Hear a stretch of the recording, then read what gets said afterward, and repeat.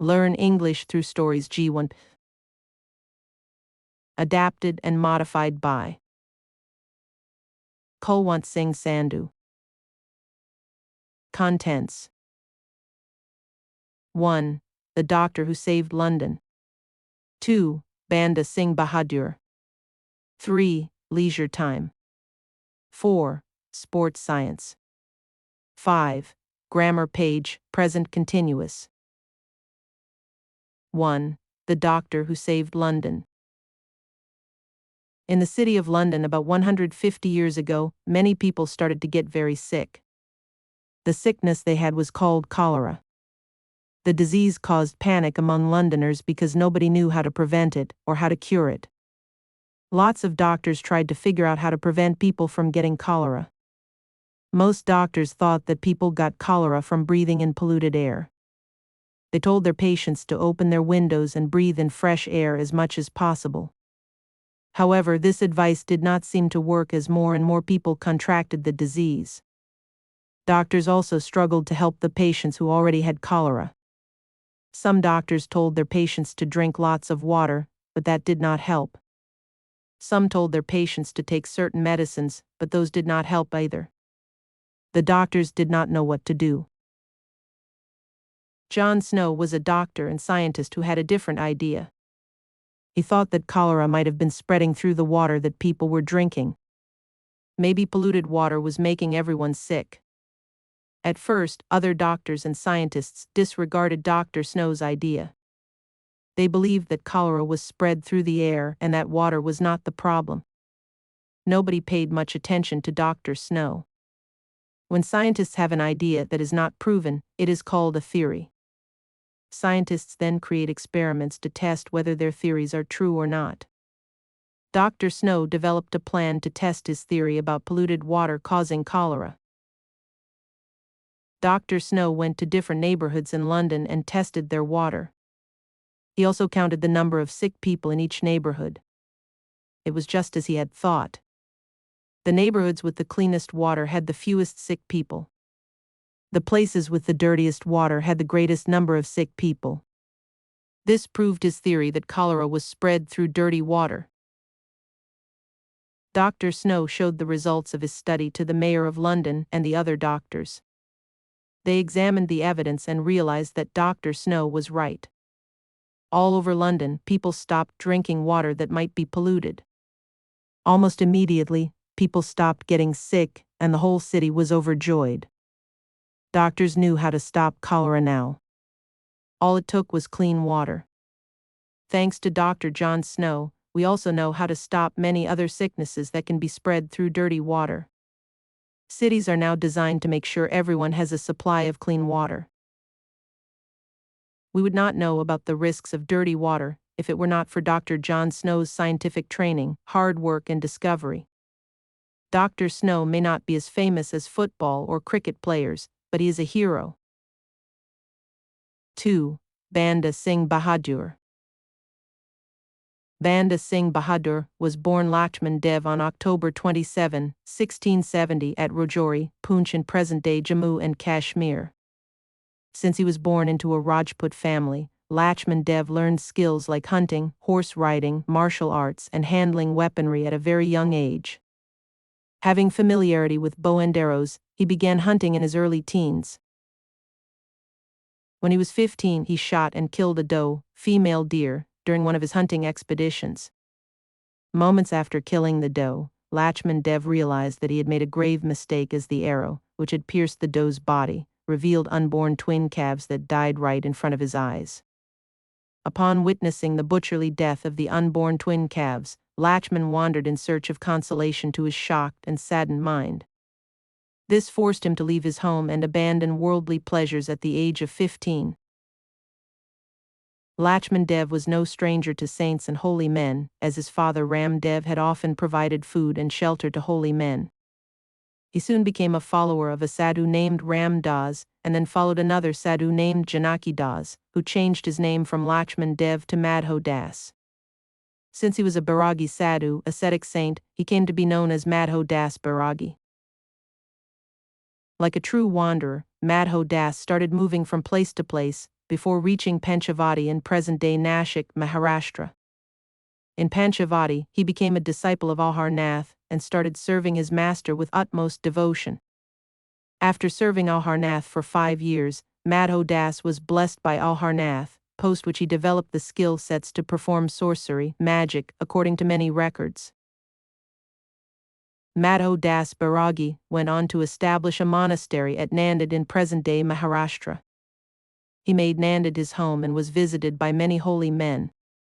In September 1708, the 10th Guru of the Sikhs, Guru Gobind Singh, visited his monastery, post which Madho Das became Guru Gobind Singh's disciple.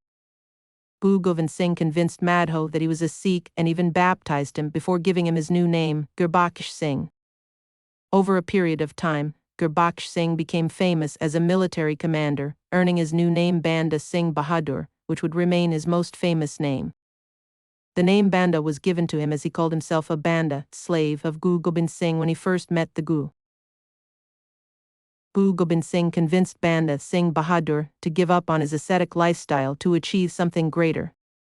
He assigned Banda Bahadur an important task of freeing the innocent people of Punjab from the clutches of the Mughals, as people belonging to any religion other than Islam were subjected to constant persecution by the Mughals. Also, the Mughal Emperor Bahadur Shah had earlier promised Guru Gobind Singh that he would punish Nawab Wazir Khan, the governor of Sirhind, for committing various crimes against commoners in Punjab, but the emperor was reluctant to fulfill his promise. This enraged Guru Gobind Singh, who sought Banda Bahadur's help to teach Wazir Khan a lesson and thereby succeed in saving many innocent lives in the process. Guru Gobind Singh initiated him into a community of Sikh warriors called Khalsa and appointed him as his new military commander. In October 1708, Banda Bahadur and his men started marching towards Punjab to wage a war against Wazir Khan. Before reaching Punjab, Banda Bahadur had managed to gather a powerful army with substantial artillery. In 1709 he defeated the Mughal forces, led by Wazir Khan, in the Battle of Samana.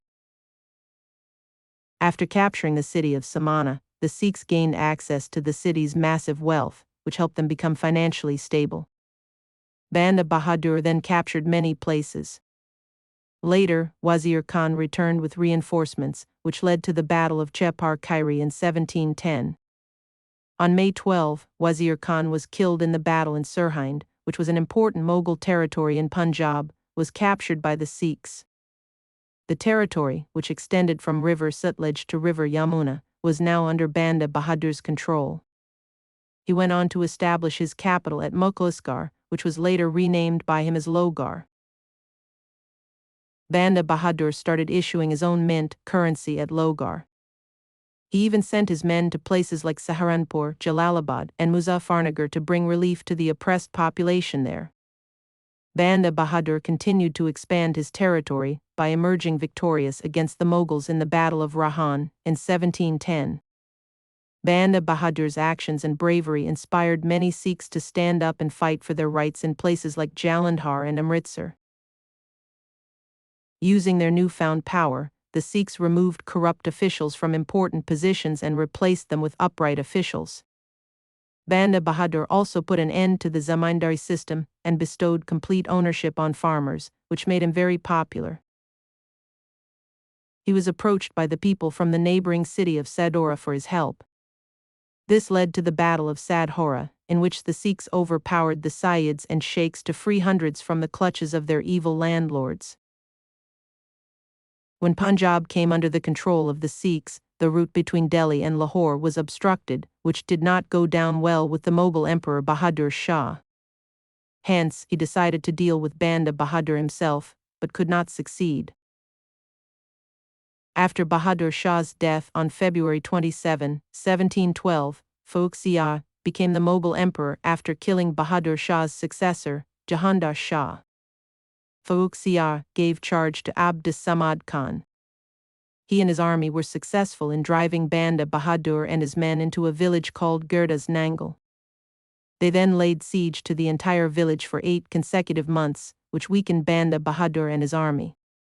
Abd as-Samad Khan, who had been waiting for the right moment, decided to lead his forces into the village on December 7, 1715 and managed to capture Banda Bahadur and his men. Banda Singh Bahadur and his men were locked up and tortured by the Mughal soldiers. The torturers gave Banda and his men two options: convert to Islam or face death. When Banda's men refused to convert, they were tortured and killed in public. After undergoing various torture and humiliation during his confinement period of 3 months, Banda Singh Bahadur was executed on June 9, 1716. Various records state that Banda was tortured beyond imagination before his death. These records state that his eyes were gouged out, his limbs severed, and his skin peeled using red-hot pincers. Banda's only son Ajay Singh was also killed brutally by the Mughals. The death of Banda Singh Bahadur enraged many Sikh warriors, who vowed to carry forward the legacy of Banda Bahadur by standing up for their rights. Warriors like Sardar Bud Singh, Nawab Kapoor Singh, and Baba Deep Singh kept the torch of the Khalsa burning, which played a major role in Sikhs dominating the region of Punjab. Years later, Fateh Burj, which is India's tallest minaret, was built to honor Banda Singh Bahadur and his sacrifice. 3. Leisure time. Leisure time means free time. During this time, we can choose to do whatever we like and enjoy. Some people chose to rest their minds while others want to improve their minds by doing various activities, such as reading and doing puzzle games. It is widely accepted that purpose of life is to maximize happiness. What we all need is to switch off our boring, stressful routines and get a change. This change is highly dependent on our occupations. If you're a computer programmer or a lecturer, your leisure activities are going to be different from somebody who is a laborer or a post person. People who spend all day doing something which involves thinking would benefit from physical activities, such as going to the gym or gardening. Those who spend all day doing physical work would benefit from reading, watching television, or puzzle games. Regardless of how we all need to recharge our bodies physically and mentally. Another aspect of life is socializing. Spending time with our loved ones is vital. When we share memories, joke, and laugh, it helps us to improve our health physically and psychologically. As they say, health is wealth.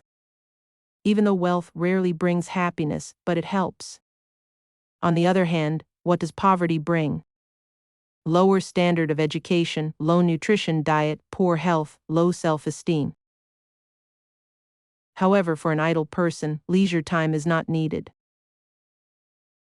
4. Sports science. What is sports science? Sports science applies the study of science to sporting activities. The focus of sports science is to help maximize performance and endurance in preparation for events and competitions while lessening the risk of injury. It's used to help identify strengths and weaknesses so that a training program can be individualized for everyone from athletes to the elderly, and everyone in between. Sports scientists ensure that athletes are up to date with current training protocols, testing, and preparation. Sports are no longer limited by unknown factors. Researchers are studying every aspect of sportspersons and their responses during performances. With real-time monitoring, the data collected is analyzed and feedback provided to the athlete and their coaches, opening new avenues for them to minimize their drawbacks and achieve peak performance. Seeing a gymnast pirouette across the turf or on a narrow beam or wielding bars or rings is a visual treat. If ever you wondered how they could perform these mind-boggling bends and twists, which seem to get more and more complicated by the day, the answer may lie with strong scientific data to master the moves. With tech support, several biomarkers are placed on the gymnast's body to monitor the muscle movements, angles, and the extent of stretch in the ligaments and tendons. The all-new, exciting, and emerging field of sports science incorporates psychology, physiology, medicine, and rehabilitation into sports. With tech and science support, researchers are now able to study and analyze how muscles respond to intense activity, how the body copes and recovers, how nutrition and diet models affect performance, along with neuropsychological responses. This invaluable data is helping the players to sharpen their skills and perform with knowledge of their strengths and weaknesses. This form of visual analysis gives inputs to the athlete on where they go wrong and how to correct them in time. It is invaluable for trainers who can review, advise improvement in angling and posture, and correct errors while training their wards. Often, comparative analysis with the best in the field gives a reference to the athlete to improve on the technical aspects of the sport. This smarter, scientific approach to sports has seen tremendous demand in the last couple of decades. Just about every sport is embracing science and tech support to maximize their performance. Now, every team has a scientific team working behind them, carefully monitoring their movement, response, and threshold with the help of technology. It is no longer a surprise to find sportspersons receiving inputs from exercise biologists, sports psychologists, physiotherapists, or sports scientists. Vocabulary. 1. Aspect, particular part or feature. 2. Monitoring, tracking. 3. Pirouette. A pirouette is a movement in ballet dancing. The dancer stands on one foot and spins their body around fast. 4. Incorporates, include. 5. Sharpen, improve. 6. Tremendous, great. 7. Embracing, accepting. 8. Inputs, tips or suggestions for success. 9. Threshold, the highest power an athlete can sustain without short-term fatigue. 5. Grammar page.